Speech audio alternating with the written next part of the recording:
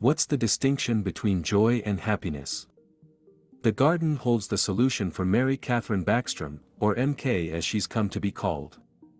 MK always returned from school in the 1980s in Alabama with a huge bouquet of purple flowers that she had picked. When her mother would hold them, she would remark, "How lovely." MK, though, once returned home empty-handed. Why were there no flowers that day, her mother questioned. Little MK felt defeated. Her favorite flowers turned out not to be flowers at all. They had been weeds.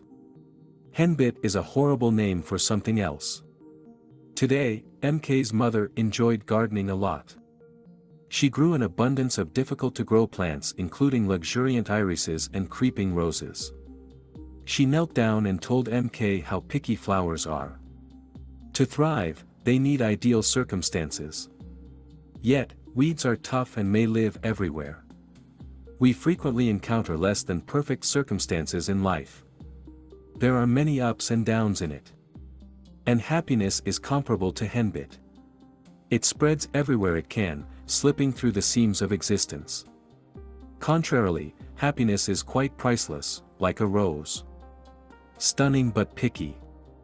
We will discover how to grow the wild weediness of joy in our lives with the help of Mary Katherine Backstrom in this audiobook to Crazy Joy. She might not have a degree in science or be a licensed therapist, but she has a wealth of life experience. As we pick up joy and examine it from every angle, we'll draw on her comedy and storytelling, as well as some popular culture and even philosophy. There will be a new understanding that appears. May you share the happiness. It's a common misconception that we can only be content when everything in our lives is ideal.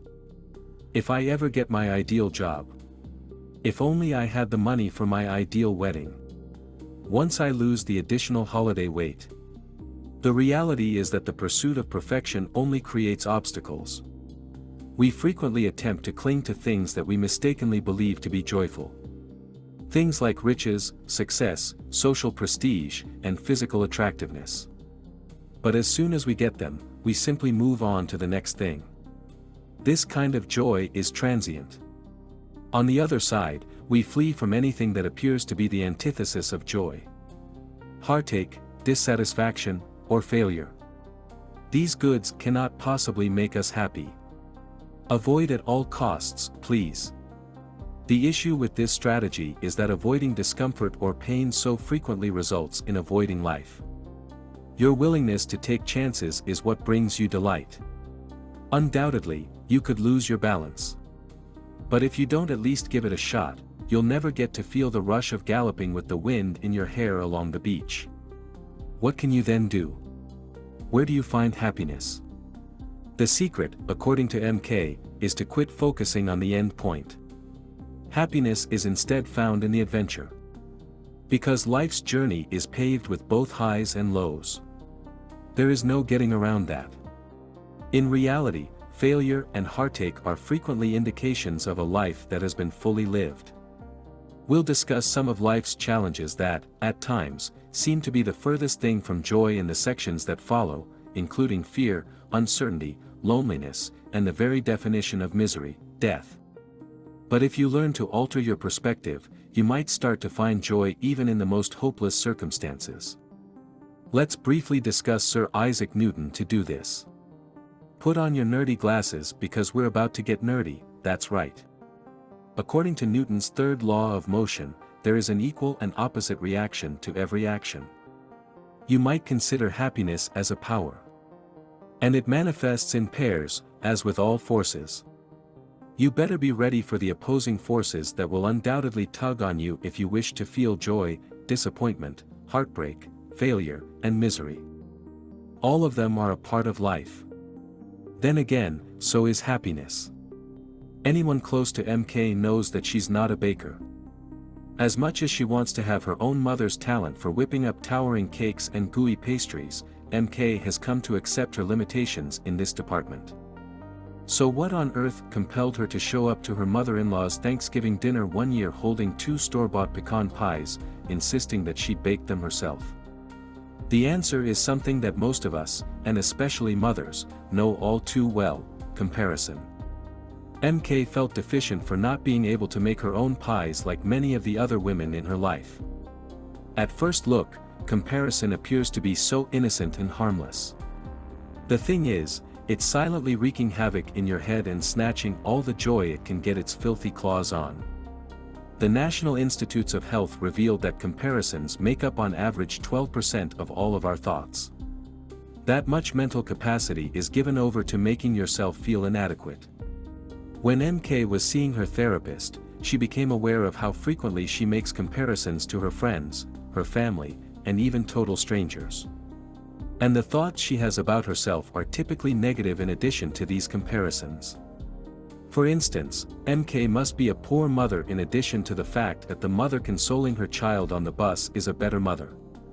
Your concept of self can be compared to a home. There are a number of housemates there, each with their own requirements and priorities. MK's mental self, especially her emotional self, was often bullying the other occupants. Why can she be so kind and friendly to everyone else but not to herself? Her therapist questioned. The answer is straightforward on paper, but it's not so simple in practice. You must accept who you are as you are. Keep in mind that there is only one of you among the 8 billion individuals on this world. Don't deny the world the opportunity to learn about the authentic version. MK made the decision to follow her therapist's advice. What was the name of the new buddy she was planning to make that day? MK. Why don't you try it as well? What might it be like to treat each and every one of your housemates the way you would a dear friend? One day, MK was working on a piece of writing at her preferred coffee shop when she started chatting with a passerby.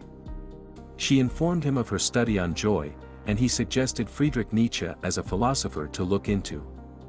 MK expressed doubt. He didn't write anything on nihilism, did he? That seemed the complete opposite of joyful. She went to the library, though, and took out a copy of Thus Spoke Zarathustra. She was shocked to discover that dusty old book had a wealth of knowledge about joy. You see, when Zarathustra and his adherents first realized that existence had no purpose, they fell into a state of depression. Yet once they realized that suffering was inevitable in life, they fervently thought that it was worthwhile to endure since joy may still be found. When we feel joy, we want it might stay forever, as they sung, joys all crave eternity. One of the most human emotions is the fear of dying. Having to confront death is difficult. You don't want a lifetime of being cautious to prevent you from enjoying the profound, eternal joys that living may provide, though, just like our excursions with fear. As weird as it may sound, MK was assisted in grappling with this dilemma by a daytime game show from the 1980s. Do you recall Supermarket Sweep? It was essentially a game of shopping trivia. But the final part was where the real magic happened. Here, competitors had a certain amount of time to sprint through the grocery store aisles and load up their trolleys with goods. The person who had the highest total value in their cart at the buzzer was declared the winner. MK used to get upset with the show and scream at the contestants, "Don't pick that. What are you contemplating?" But, it also offers some good life lessons. We frequently fill up on canned beans throughout our little time here on earth rather than the filet mignon of life. We may devote our limited time to the things we value most since we are mortal. Accepting death is a step toward bliss. Do not act as though you are dying since we are all dying. Understanding your own mortality aids in loosening its grip, allowing you to go on and resume the enjoyable aspects of existence. Ian, MK's husband, enjoys surfing. So when she returned home one night, she wasn't shocked to see him starting chasing mavericks. Based on the life of American surfer Jay Moriarty, it's the ultimate surf movie. He put in months of preparation to surf the renowned mavericks break off the Californian coast, which is regarded as one of the largest waves in the world. But the majority of Jay's training was holding his breath. Why? Because the Mavericks Break's most challenging section is essentially a white wall of mayhem. It's like being tossed around in the washing machine if a surfer gets trapped there. The secret to surviving it is to hold your breath for a very long period. And of course, Jay experienced just this. In the Hollywood version, the 3 minutes he was imprisoned in the white wall in real life seem like 10. Thankfully, Jay survives and smiles throughout. He even reaches for his spare board and starts paddling once more. Hopefully the metaphor is clear, experiencing joy is like riding a wave. But it's frequently located in dangerous terrain. There are always risks involved and rocks to avoid, even if you're not surfing life's version of the Mavericks. And one of the biggest obstacles to taking those chances is fear. The majority of surfers have a peculiar need to face their concerns. MK once witnessed this while at the beach with Ian, who always spends his days surfing the waves. MK therefore had reason to be wary when he entered for a rest. She realized there was a shark in the water right away. 6-foot hammerhead, Ian said with a sheepish grin. Yet it didn't take long for him to return to the shark-infested waters. MK initially believed him to be crazy. Yet, Ian finds great satisfaction in surfing. Joy can also be crazy at times. It's thrilling because of that. Too frequently, we think that contentment can only arrive when our lives are ideal, everything is as we had imagined, we're free from adversity, have the ideal work, are in good physical shape, or our baking abilities are recognized. But it simply isn't the case. True happiness comes from accepting life's craziness, with all of its highs and lows.